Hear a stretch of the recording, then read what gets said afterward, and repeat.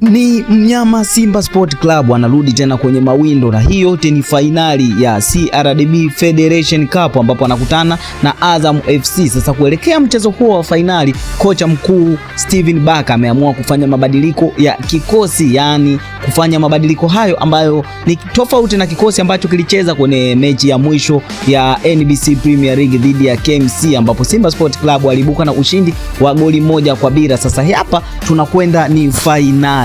Sasa kocha ameamua kufanya mabadiliko, na mabadiliko hayo tunakuletea kama ifuatavyo, lakini ukumbuke kwamba fainali hiyo itapigwa Julai 4 katika dimba la Gombani Pemba, na inapigwa ni kombe la shirikisho CRDB Federation Cup, Simba na Azam FC. Mechi hiyo ambayo itaanza majira ya saa 11 za jioni. Sasa utabiri wako unasemaje kati ya wekundu wa Msimbazi Simba Sport Club na Azam FC?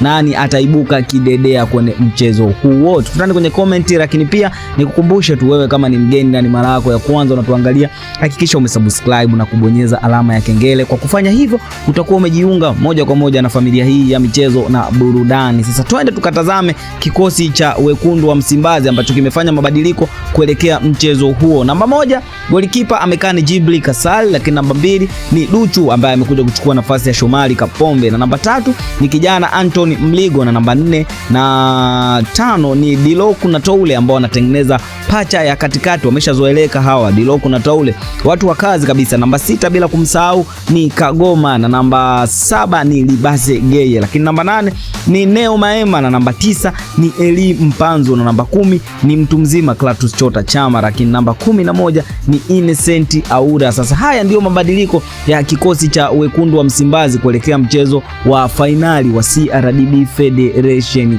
Cup. Sasa kwa mabadiliko haya moja kwa moja inaonyesha mwalimu anahitaji matokeo kwenye mchezo huo, na kwani Azam nao wamejipanga kutoa ubingwa, na ikumbuka atakayeshinda basi ndiye bingwa wa michuano hii ya CRDB Federation Cup 2025 2026. Je, hii dabi nani ataweza kushinda? Tukutane kwenye comment hapo. Lakini watu ambao wamekuwa wakishangilia Simba tumekutana nao kwenye comment, wamesema wanaitakia Simba ushindi wakiwa wapi. Wewe unayetusikiliza bado hujatuambia wewe unaitakia Simba Sport Club ushindi ukiwa mkoa gani? Tukutane kwenye comment hapo, hadi wakati mwingine, bye bye.